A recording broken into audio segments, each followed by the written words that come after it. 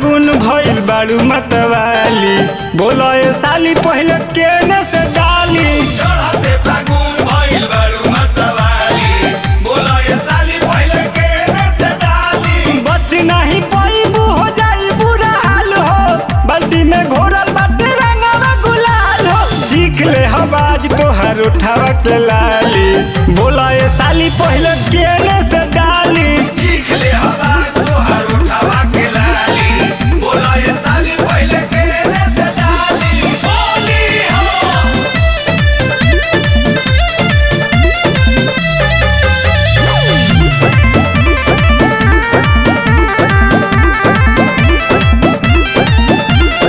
आइल बारू होली में जीजा के गाँव हो, अंगे अंगे रंगम जाए देव नहीं बाँ हो। आइल बारू होली में जीजा के गाँव हो, अंगे अंगे रंगम जाए देव नहीं बाहो। आइल बारू होली में जीजा के गाँव हो, अंगे अंगे रंगम जाए देव नहीं बाँ हो। तू ही खियाई बुकी अपने से खाली, करेलू काम काहे साली तू जाली।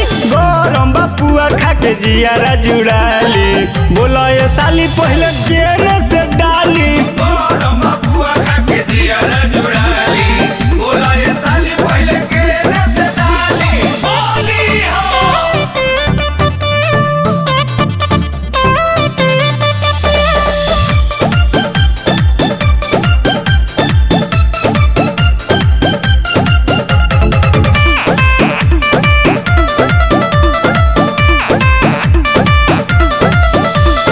ओसो के होली तोहर हो जाई खास हो, रंगवा लगई है जब बबुआ विकास हो।